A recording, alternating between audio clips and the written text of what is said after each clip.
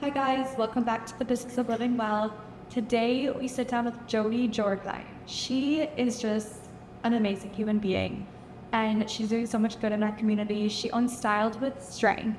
It is a nonprofit that helps support domestic violence survivors and people that are just going through it right now. It was so amazing to hear from her and everything that she's doing in the community. Yeah, she is really making an impact, and she said today that she kept trying to kick it away and God kept trying to get her meat.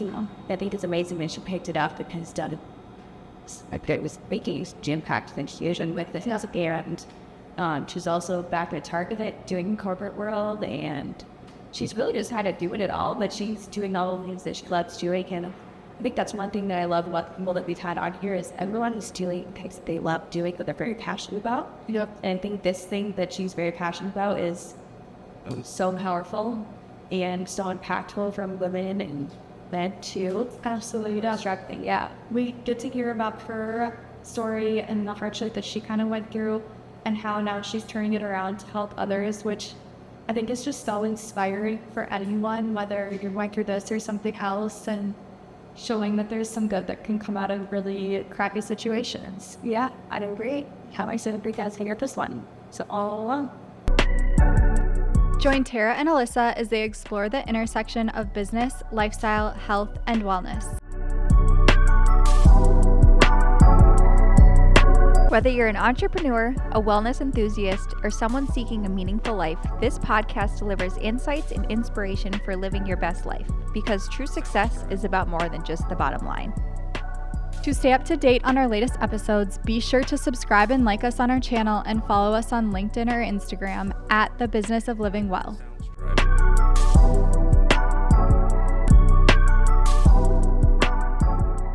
Jodi Jordheim, welcome to The Business of Living Well. Yay! I'm excited to be here. So excited to have you. We're very excited to have you. You are a mom, you're a wife, and you are the founder and owner of a nonprofit, Styled and Strength. And now you're back in the corporate world as the store director at Target. You're doing so many amazing things in this community, and we're just so excited to have you. Thank you, guys. It's a busy, but a good busy. Yeah, that's the best kind You of guys busy. know that better than anybody. So Absolutely. Well, let's just start off with talking about what Styled with Strength is. Okay. Let's talk about what the organization looks like today and kind of what your mission is. yeah, so Styled with Strength is always evolving because I think that domestic violence is always changing and shifting where we need support. And so we started in 2022, which feels crazy. Yeah. And it is a survivor-based nonprofit. And so really it is run and operated by women and families who have been affected by domestic violence. Right here in Fargo-Moorhead. And so we do a little bit of everything from supporting clients that are navigating child custody, divorce proceedings, moving. So that first step to like leave an abusive situation. We get our muscle and our workout in by helping our clients relocate safely.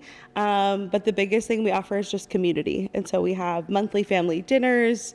We have a shop in West Fargo that is kind of the home base for everybody. And so you might stop in and run into another survivor. You might meet a new friend, or you might meet a mom for the first time that's reaching out for help. And so it's a collective, really experience, but it has just become this really incredible community of women who are fiercely loyal and protective to create safe spaces in Fargo-Moorhead.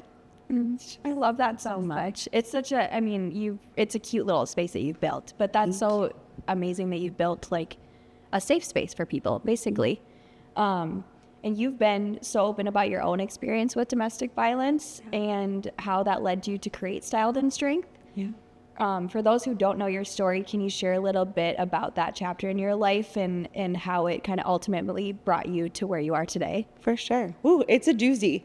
And so I think the important part is I didn't really talk about my story for almost a decade, which is really common when women experience domestic violence. So in my early 20s, I was living here in Fargo, actually, and I got into a relationship that was probably from the outset not a great one. And so on the outside, though, I was climbing the corporate ladder. I was working for Victoria's Secret at the time as a store manager, then as an acting district manager, achieving. Like, I've always tried to be a high achiever. And so getting to go on these incredible trips and incentive trips and but on the inside, there was something much darker happening. And so the relationship lasted about 3 years collectively, but was really off and on. And on the outside, probably just looked like a toxic relationship. And I don't know that I would have really identified the depths of what was happening in my story. And so talking to Alyssa earlier, it was really like, I would literally be front row at the Victoria's Secret fashion show in New York, like on the outside living and posting my best life, and then fighting, being broken up with, getting into physical altercations when I got home. And it didn't always start that way. Otherwise, I probably would have left really quickly. But I think the further I got into it, the more I realized that I couldn't get out of it. And so how my relationship ended and I got out of that situation, thankfully, was I had an incredible roommate at the time here in Fargo. And she actually happened to come home during a fight and overheard it and stepped in and called law enforcement. And how I share is, like, my story really ended with a knock of the door of Fargo PD. And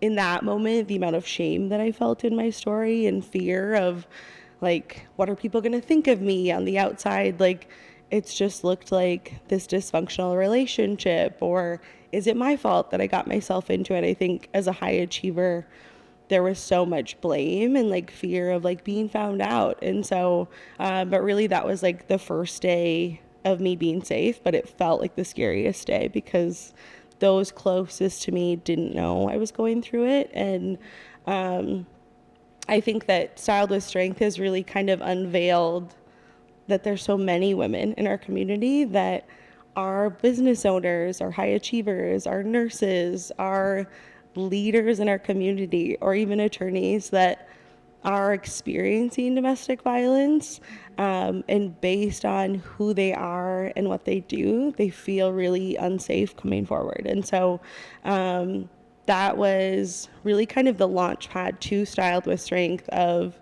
how do we just, like, shine a light, have a space that, like, honors and is cute. Because I think when we think about domestic violence and abuse, we have this persona that it's in only low-income neighborhoods, or it's a visible walking proof in our community. And the reality is it's probably someone that's sitting at a corporate table, or a friend that you're meeting for coffee. And how do we, like, as people, just open that door differently? So a little bit of my story, but thankful to have gotten out of that situation, done a ton of therapy, and now in a really healthy marriage with a safe man, who I think that's really what will continue to shift the narrative of domestic violence is strong and safe men in our community, kind of like standing firm, and helping stand up alongside of us too. Oh, yeah. Amen. Yes. Well, thank you for sharing that story. I think it's really helpful just for other people to hear as well. But so you said it took about 10 years for you to, what got you to that point, or what changed? Were you just kind of in your head just being like, I need to share my story because other people are going through it, or what led you to that? Yeah, I think from that experience working for Victoria's Secret, I then went and worked for Target in Minneapolis and kind of climbed the corporate ladder there again. So was a store director, and then became a district senior director for them, traveling, kind of just having a region.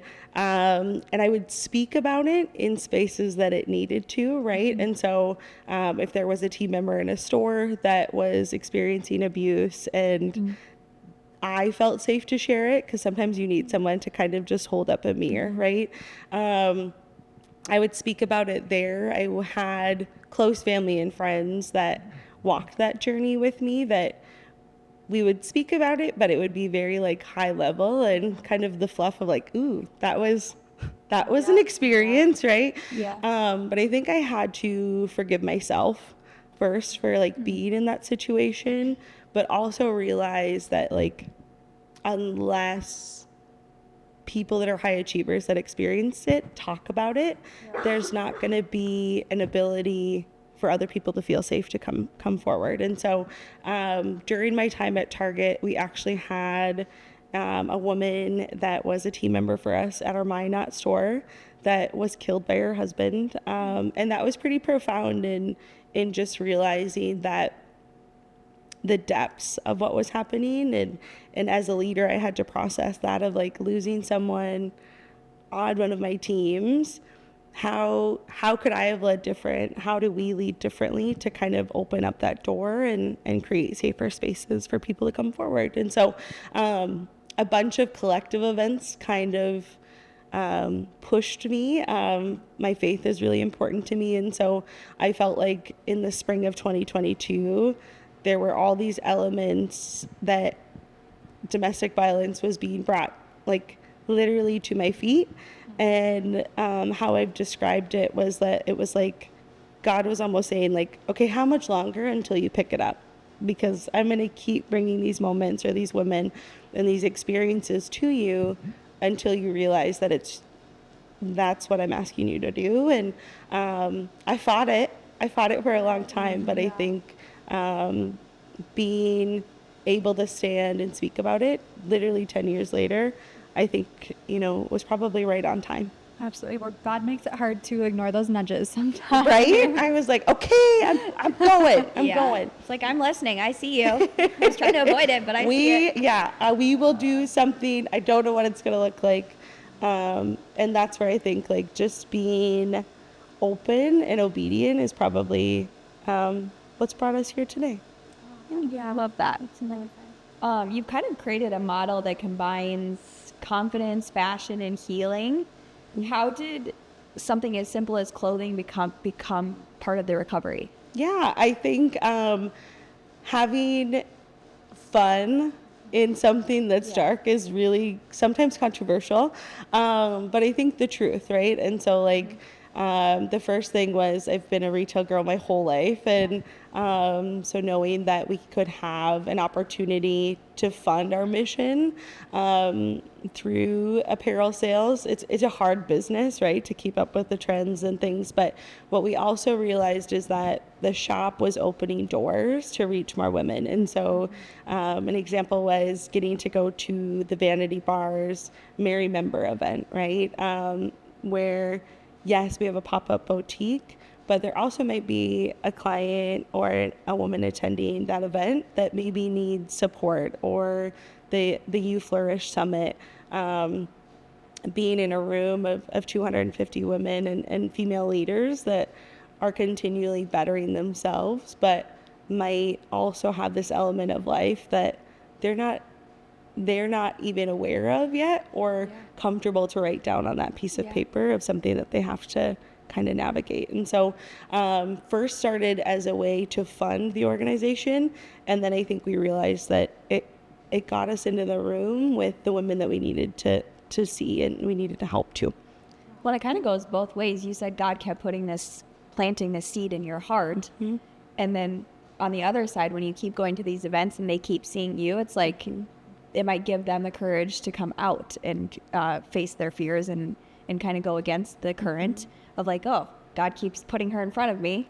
Maybe I do need to come and I need to walk away from this situation. Absolutely. And seeing someone that looks like you and is relatable. I think that I looked at organizations and naively looked at them as like rock bottom until, being on the phone with the Rape and Abuse Crisis Center the evening that my partner was arrested. And so I think that was kind of the humbling moment of there's no shame in it, but how do we even like eliminate more shame? How do we take that out completely by being in the room? Yeah, absolutely. Well, now you're back in a leadership position, and you talked a little bit about leaders in the workplace. How how can people support, whether it is a coworker or even if it's a friend, and maybe whether they know about it or not, what can we do better to support some of these survivors? Yeah, I think the biggest thing in the workplace is like a culture of honor. We talk about a lot is how do you create a safe space for someone to be vulnerable and to disclose something really important. And I think in a culture with women, it can be really complicated too, right? Of like the tea or the gossip element, right? And I'm just trying to look good. I think like the impressing, sometimes it's hard to be vulnerable if someone else doesn't share something first. Absolutely. And I think like being open and authentic in who you are and your story, you don't have to have experience with domestic violence to be a great advocate and a great resource. And so I think a lot of times we see people that are school counselors or coworkers that are saying like, this looks dysfunctional. I'm not quite sure what's happening, but I think this might be a great connection for you. And that's really where we see the best outcomes for Styled with Strength of, I've heard about this place, or they come to a pop-up event, or even like setting up time to go to the shop to meet with someone with them is really important. And so making yourself available for the conversation and also knowing that it's okay to not have all the answers, just navigating it with them. And then also the frustration in case they don't leave. I think that that's really hard when it's someone that you love that's in a toxic situation and you just don't understand why they don't go back, and how do you hold space with them, but also like have a great boundary too, which is a much bigger and broader topic, but I think that that's really kind of the root of it too. Yeah, I think that's so true. I didn't let it get, I was in a bad relationship as myself as well, and I didn't let it get to the point, thankfully he cheated on me, so I had my out, but I never had someone like that, and I never had that conversation with myself to leave before that. What advice would you give someone who's in that beginning of it and they see the signs, they see it happening and it's starting to happen? What advice would you give them of like getting out of that? Yeah, I think the biggest thing is women, like we want to be the ones that change. And, if I can, be less needy, or if I can be more assertive or stand on my own 2 feet, like then they won't. I think an element of your story is something that really we don't talk a lot about, but the cheating is often what makes us stay, and that instinctively, and that was the situation in mine of, it wore down my confidence so significantly that I felt that I was lucky to be with that person because they were frequently reminding me that there were other options available, and so knowing that there's nothing specific that we could change or that we could address that's going to change another person's behavior.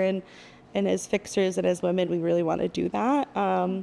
But really like continuing to know your worth and remind yourself of your worth. And it happens really quick, and it's really easy to get lost in that other person too.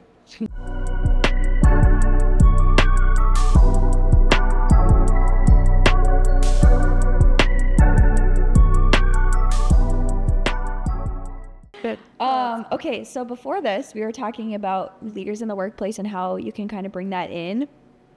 On a different side of it, as in a difficult situation, you've seen a lot of legal situations that you've been a part of.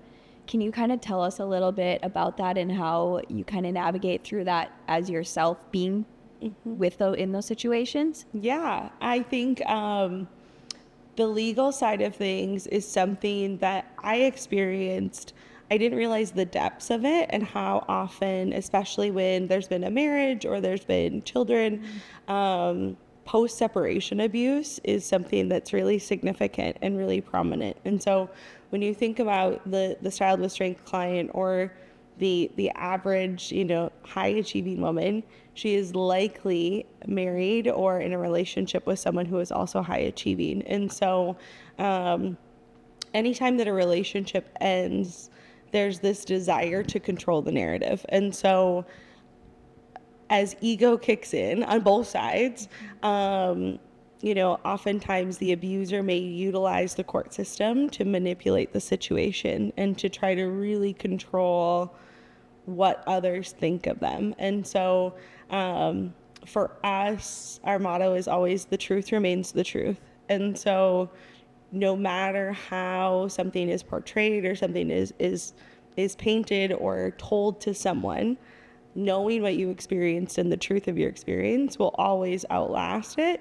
Sometimes it just involves a strategy of, holding back when you want to push harder, but also streamlining your message to really share the facts. And so what has been incredible is the way our survivor community has shown up for one another. And so you can feel really alone in those moments, and walking into a courthouse feels scary, but if there's someone that has navigated it similarly that could walk alongside you and wait outside the courtroom, you don't feel so alone. And so I think that was something that was important in my situation. And I think going through it, and navigating it with clients, you realize what you experienced, that I probably didn't put the pieces together at first, right? And so, but knowing the system, and also, unfortunately and fortunately, abusers do a lot of the same behaviors. And so when it comes to the court system of, if there's been a situation, they might want to apply for their own protection order, despite there not being any facts or credible evidence, because they're so desperate to control that narrative that you're the crazy ex-girlfriend or you're the crazy ex-wife. And so I think that the gift of knowing what they do or what they utilize allows you to kind of bring the temperature down, because it feels like an attack of your character. And especially if you've never had any experience with the court system, it feels really scary. And having someone to reread your documents or reread your victim impact statement, or to type up, the factual events of your situation or the best interest factors for parenting, makes you feel less alone. But yeah, I think that the legal aspect is something that I naively didn't think about because it was such a small part of my story. But for our clients, it's a really large part of their story, and it's a way to financially abuse your partner as well. Absolutely, especially when there's kids involved, and it can just, I'm sure it can be so overwhelming. Well, so obviously something that I think is being talked about more in the world is the secondary trauma, that whether it's healthcare providers, counselors, obviously by now people know you're doing amazing work. How do you protect your own peace though? Sometimes I think it can be hard if you're in this every single day, you've lived through it before. How are you making sure that, you're giving your space, like yourself some space too? Yeah, I think that I had to learn the hard way. Jumping into Stylist Strength, it was a 24/7 job. And so I kind of immersed myself in every client, every situation, but then realizing that, I am not in that situation anymore. And so I kind of started to feel that as if I were still in that relationship.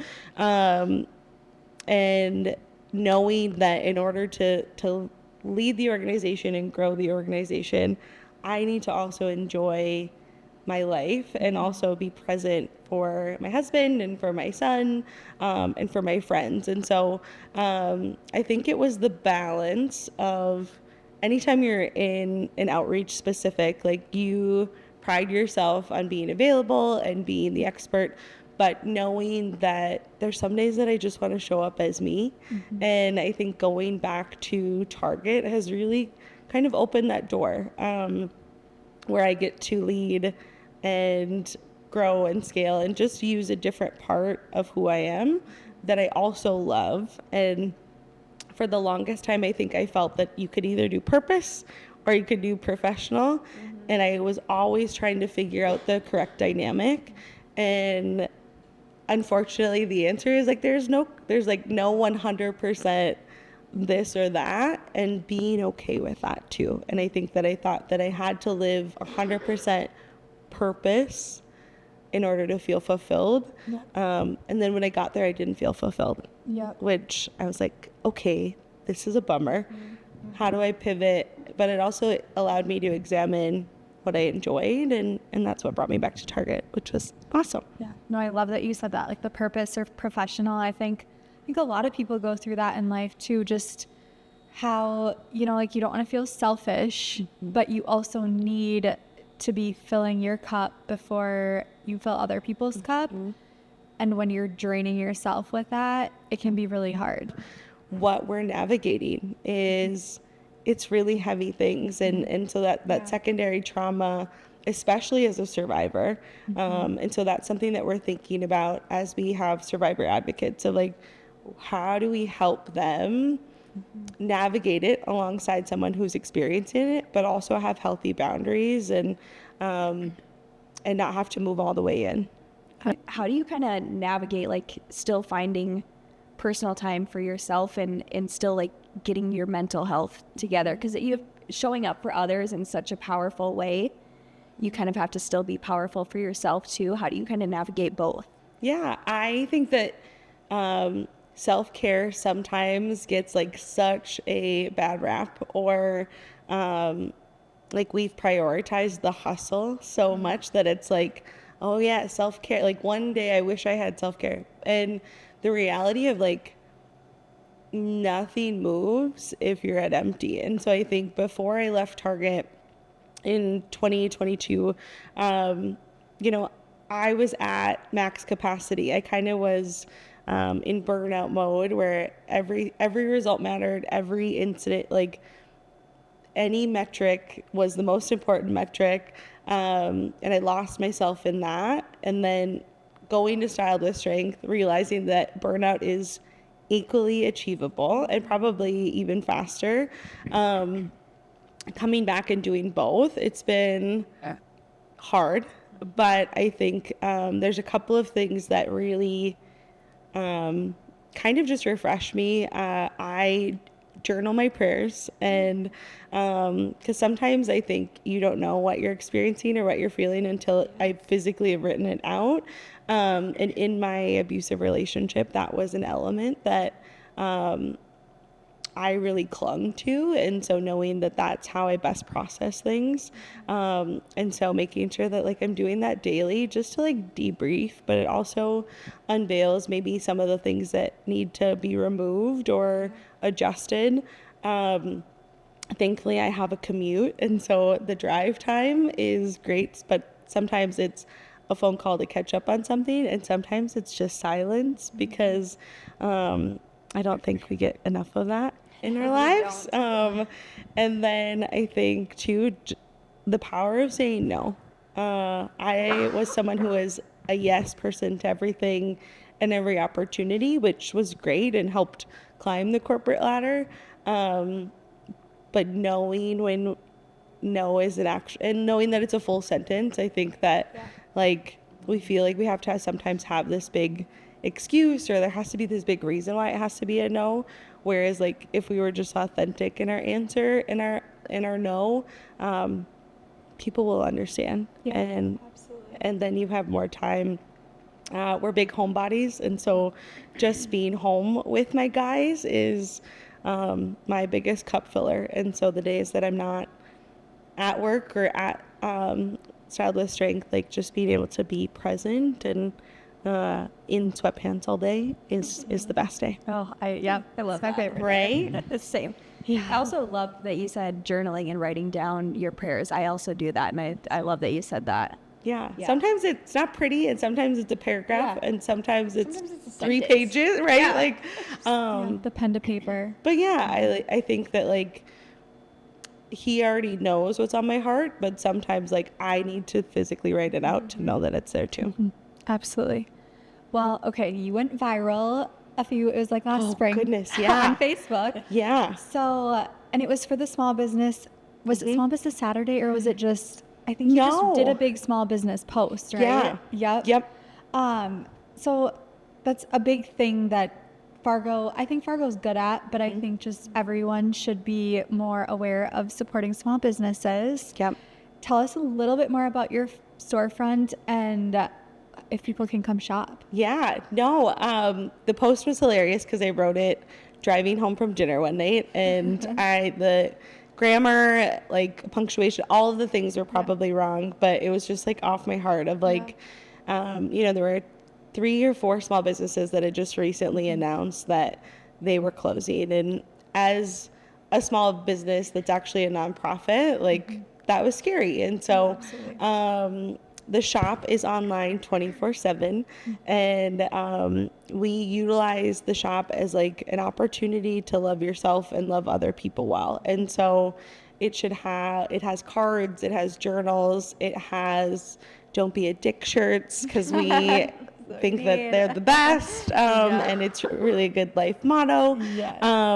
But really, like, shopping small and investing is a difference maker for us. And so yes, you could grab a gift at Barnes and Noble or even at Target on your way, but if what would it look like to place an order online, have it delivered to your doorstep, and also support a nonprofit. And so we are excited for that Small Business Saturday. We're going to have a party at the shop, and we're excited.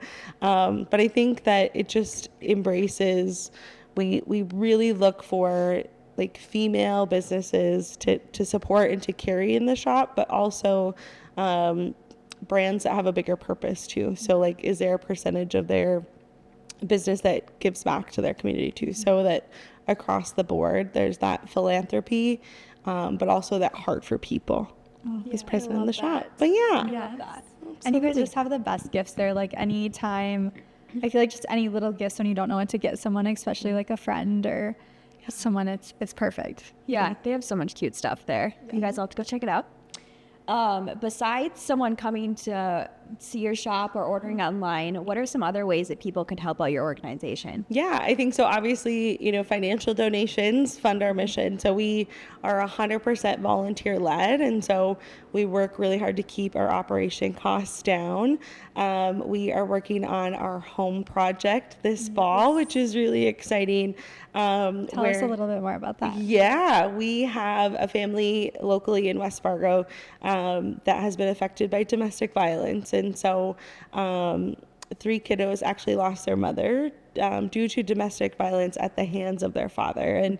And really full circle for us is the day that happened was the day that our nonprofit met for the very first time. And so there was this element of being really frustrated at God because I felt like I was being obedient, and it was such a monumental day. And then we were starting with something so tragic and so horrendous just a few blocks away. And so we have developed just an incredible relationship with this family and those kids. And so we are actually adding a bedroom into the basement of their grandma's house so that every kiddo gets their room and their own room and kind of this fresh chapter. And so we utilize the home project events as a way to bring in local businesses. And so we've had incredible collaboration, kind of helping us build it from the ground up. But also we believe in the power of strong males. So what I kind of shared earlier of healthy and safe men coming alongside and working with our Styled with Strength families and our Styled with Strength kids so that they see that positive example too. Absolutely. I love that so much. I mean, that's honestly like the world needs more people like you and more men like that to show kids and women that it doesn't have to be like that and that there is good men out there. Absolutely. And, I mean, I'm sure it's the other way around too. I'm sure women have been in that situation as well. Absolutely. Where they're the abusers and the men need to see that. But I think it's probably more common that it is men being the abusers. Yeah, I think that as an organization, we very much validate that abuse can happen within both genders.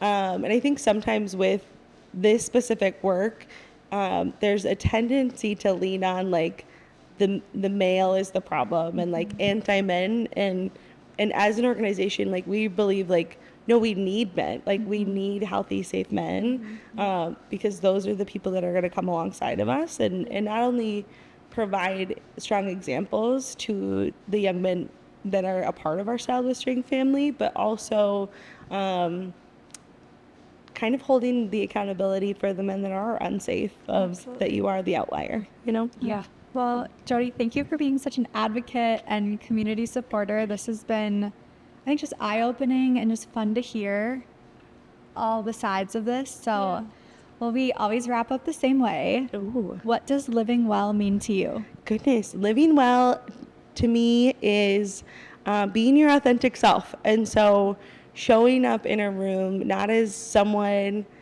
expects or wants you to be, but as you are. The good days, the bad days, the messy bun days. And also like knowing that you deserve to feel safe in every relationship. And that's emotionally, obviously physically, but being someone that creates a safe space is like the best way to live well to me. Yeah, we love it. Yay. Awesome. Well, Thank you thank guys. so much. This is amazing. So fun.